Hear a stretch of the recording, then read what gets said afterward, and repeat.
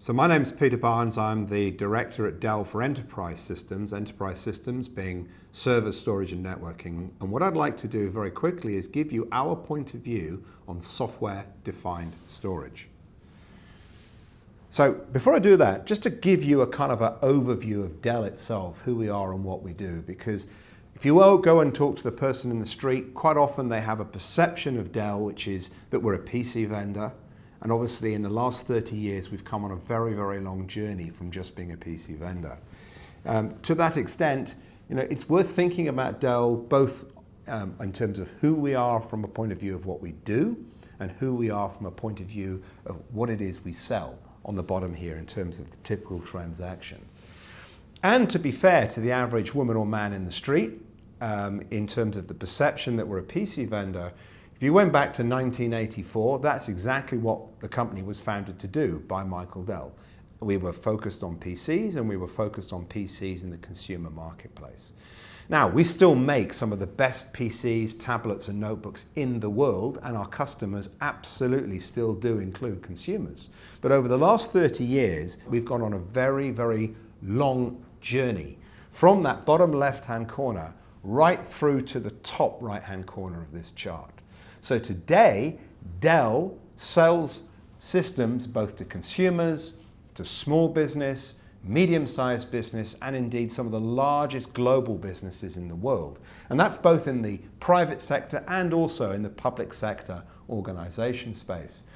Along the bottom here, we've evolved from being very much a PC company to then PCs and notebooks and PCs and notebooks and tablets and printers, but right through to some pretty significant and large, complex pieces of equipment that sit in data centers, servers, storage, networking, together with the associated software and storage and networking services that are required to implement those systems within our customers' data centers.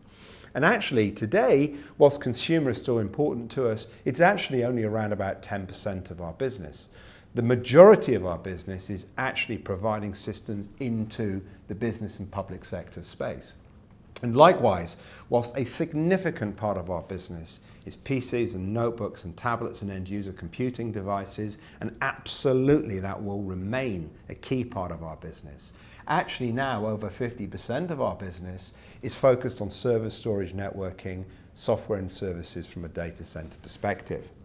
So putting the same thing into a kind of more simple pictorial fashion, on the far left we see Dell, indeed Michael Dell, at the point the company was launched in 1984, and on the right hand side what we're doing in some of the world's largest data centers today.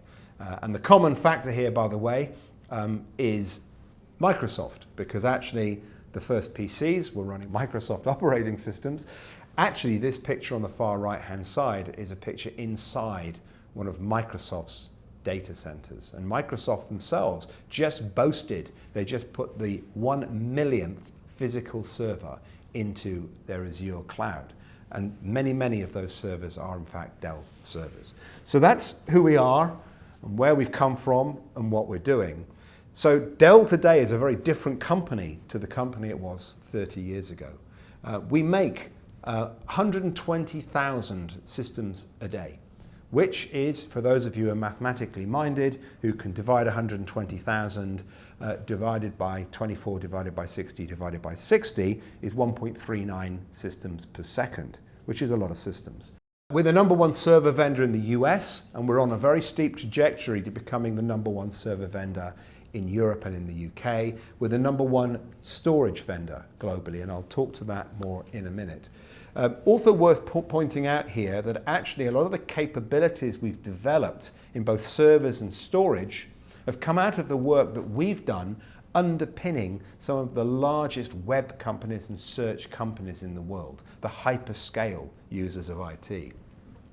Final point here, which again comes as a lot of surprise to people, we're a very, very big security business. We bought a company a few years ago called SecureWorks that does intrusion detection, intrusion prevention, and manages all the IT security risks for many, many global organizations, including 35 of the world's top 50 banks. So we're very, very big into IT security. So a couple of things here that you may or may not have known about Dell as context to this discussion. But coming down to my part of the business, to enterprise. And again, enterprise at Dell, we define as things that go into a data center: server, storage, and networking. And classically, data center infrastructures was that kind of balanced equilateral triangle of those three technologies. But they were discrete technologies that had to then be integrated by our customers or by our partners. Increasingly, the division between server, storage, and networking, those divisions are going away. And what we're actually seeing now is, rather than point solutions in each area, we're seeing converged solutions that actually take away some of the distinction between servers and storage and networking, because harnessing the power of software defined, we're actually able to put networking task, storage task, and get those to operate as software inside industry standard servers. Taking that one step further, if you put server, storage, and networking together in a single device, and you can manage it as that, effectively you create an appliance. So what we're seeing is a move towards appliance-based infrastructure, out of the box, ready to go. Now, if I can just pause on the technology for a minute and just talk about, again, Dell as a company and our ethos. You know, our mandate is open, capable, affordable. It's been the same mandate for the last 30 years and runs through everything we do, right from when we started with PCs, right through to the most sophisticated, high-end data center projects that we do today. And again, there is a relationship between these three things. That by building systems that are first and foremost based on open systems standard technologies, we are able to build systems that are intrinsically highly capable, and because they're built on open systems technologies, equally affordable and give the best value to our customers. So there's a kind of virtuous circle going on here as well. And putting those two together allows us, with this appliance-based, software-defined approach, to actually give our customers solutions that give them accelerated time to value. So let me just drill down very quickly into servers, and then I'm going to talk about storage and software-defined storage. You know, from a server perspective, I mentioned earlier that we're the number one in the US, we're the number two in the UK and Europe. And I mentioned that we're on a strong trajectory to get to being number one in the UK. And you can see over recent quarters, you know, the market share gap between ourselves and HP as our number one competitor here, you know, that gap has narrowed and will continue to narrow as time goes by. And meanwhile, what we've seen here is, you know, other people who were significant in this space, you know, such as IBM, such as Cisco, you know, frankly, you know, becoming a lot less, you know, relevant in the mainstream server discussion. So just moving on from servers, and let's talk about storage. This is an article that came out recently from the Register. The Register, not known for always being Dell's best friend, but actually the Register in this case reported that IDC just announced Dell as being the largest storage vendor in the world. We overtook EMC, HP, NetApp, IBM, companies that are more traditionally considered by people to be storage vendors, and yet we're number one. Moreover, our storage shipments last year grew by 14.8%, whilst at the same time, EMC went down by nearly 8%, HP by 6%, IBM by nearly 8%. So not only are we the world's biggest storage vendor, we're the only one of the major global storage vendors that's growing. So I believe, rightly or wrongly, I believe that gives us a platform and a mandate to talk about the world of storage. So in the world of storage, there is really one key goal, one key quest that we've been on for years. And I'll try and summarize it in this graphical format, which is the quest for efficiency.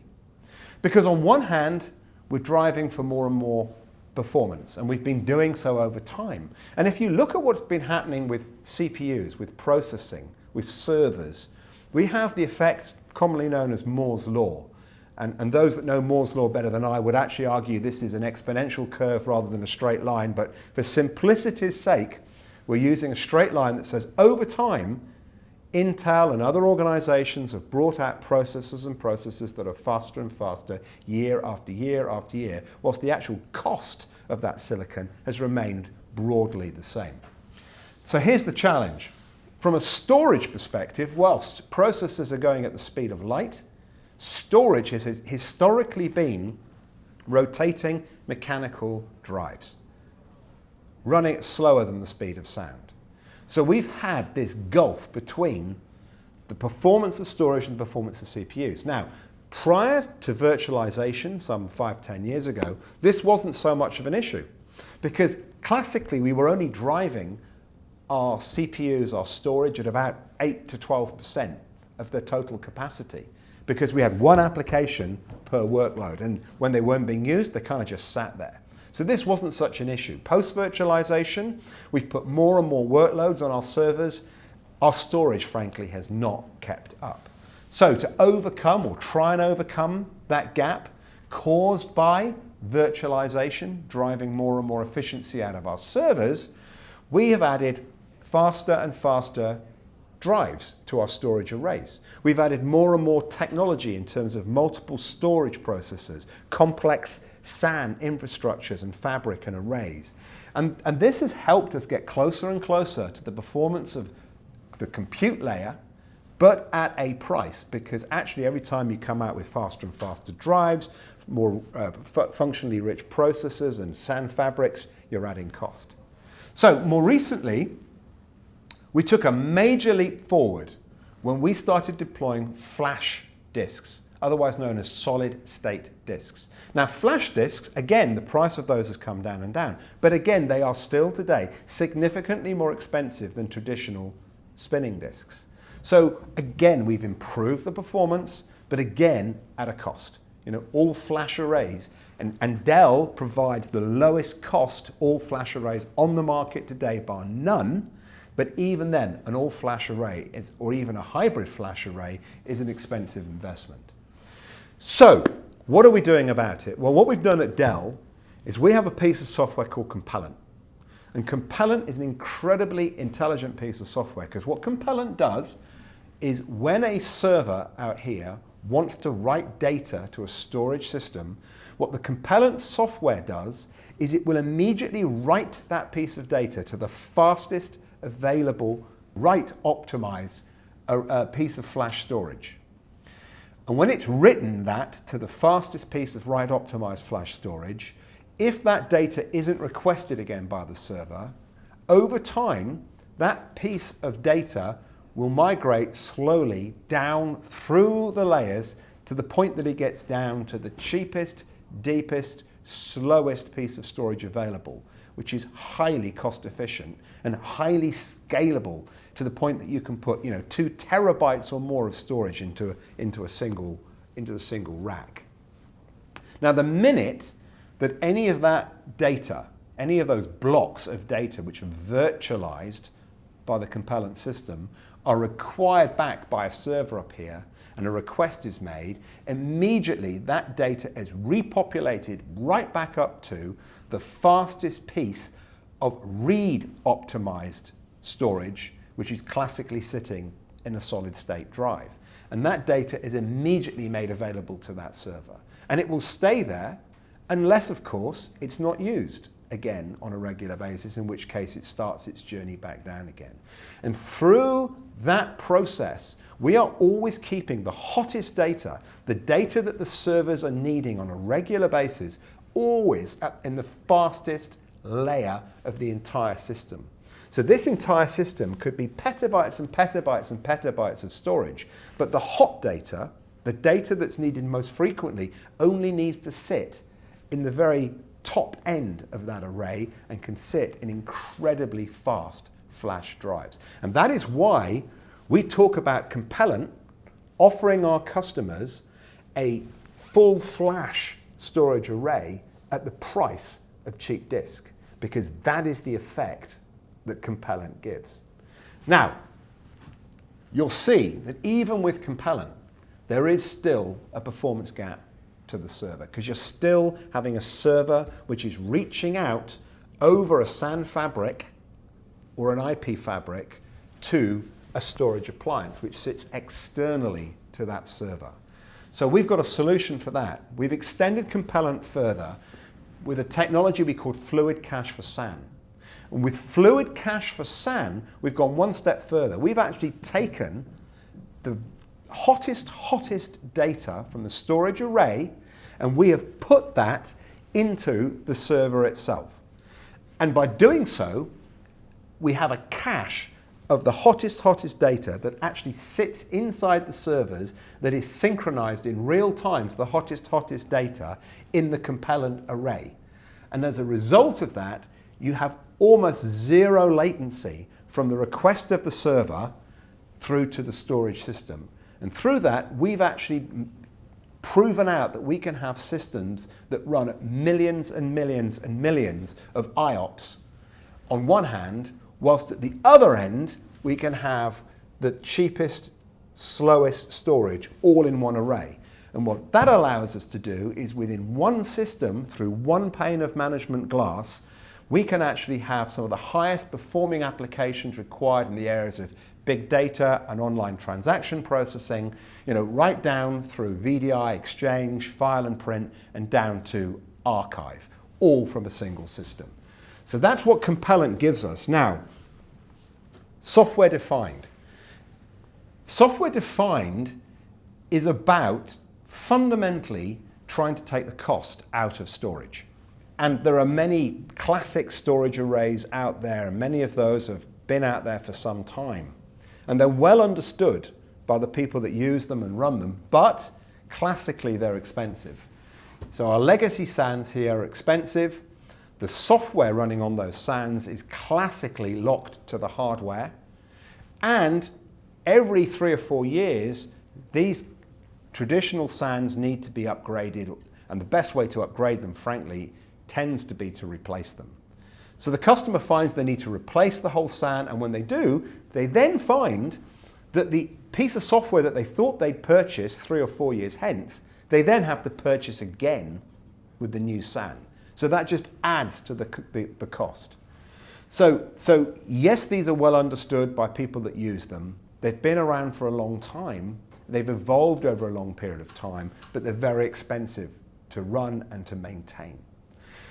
The new world of software defined tries to get the cost point right down lower. And in the new world of software defined, we're talking about systems that are based on open standards technology. So rather than having bespoke hardware with bespoke silicon as we have in the classic legacy SAN world, we're actually running storage on industry standard server technologies. We can upgrade software-defined solutions in a linear fashion. We can just add more processing capability, we can add more storage capability, potentially even one disk at a time, rather than having to invest in a major array upgrade. But perhaps one of the most important things is when people buy into a software-defined storage solution, they're buying just that. They're buying the software. And if they then want to change out the hardware because Intel comes out with faster processors, or somebody comes out with faster disks or faster flash drives, they can upgrade their hardware without having to repurchase the software. And that's a fundamental difference. And as a result, this is a far more, bottom down here, cost-effective solution. However, you will have noticed there is another axis on this chart, which is called change. And we all know in IT, change equals risk. So, here are some of the software-defined solutions that are available in the world today. And this is a very fast expanding landscape. We see at the very far end here stuff in the open source world, which is incredibly innovative. And because it's open source, it's very low cost. But actually, it's an area where predominantly it's universities that are implementing this type of stuff because it actually takes quite a sophisticated level of software engineering to put these in place. We see solutions from big vendors like VMware with EvoRail, vSAN. By VMware's own admittance, this is technology which is good for test and development. It's still in its early days and isn't typically rolled out into production. Microsoft Spaces is a powerful solution. but it's optimized very much for the Microsoft world. So for those people who are running Microsoft applications and workloads, this is a great, great, great solution. There are other vendors around. I won't talk to them all. Nutanix, Dell has formed a unique partnership with Nutanix. The Nutanix hyper-converged solution is absolutely ideal for workloads such as VDI and other heavily virtualized workloads. And as I mentioned before, Dell's own Compellent software, as per the last couple of slides, Compellent itself fits into this software-defined world in the sense that it runs on industry standard servers. It runs on Dell servers, but we've also got a whole bunch of Compellent customers out there, legacy customers running on Supermicro servers. So it doesn't just run on Dell. So we have a whole load of other features about Compellent that put it in the software-defined bucket, particularly this one about perpetual software licenses. When a Dell customer buys a Compellent system, they're buying the software license. They can upgrade and replace the technology, the hardware technology, maintaining their investment in the software. They can extend their Compellent investment, if necessary, one disk at a time. So all of these are different options in this software-defined universe. And really, the answer for most customers is going to be one size doesn't fit all. There are going to be cases where people will want to deploy some of these technologies or some of these technologies. We view that the Compellent solution has a huge advantage for many customers who are coming from this legacy SAN world, because many of the features and the ways that Compellent is managed aren't that dissimilar from the classic SAN storage that we've all known and loved for many, many years. By the same token, we have customers that run Compellent for some workloads, will run something like Microsoft Spaces for other workloads, or for example, will run Nutanix for a VDI workload. So it isn't one size fits all. But the great thing from a Dell perspective is that all of these software-defined capabilities run on Dell's industry standard PowerEdge servers. So Dell systems engineers and Dell storage engineers are ideally placed to sit down with our customers and have a conversation about, starting with the most obvious thing, which is what is the customer trying to achieve? What are the workloads that they're actually trying to run? What are the licenses perhaps they've already bought from a number of different vendors? And put all of that together and to come out with a software-defined storage solution for a specific customer using the optimal combination of the relevant technologies, and then work with that customer to build that out in a way that is perfectly suited for their needs. So that's how we're addressing software-defined. Thank you very much for your time.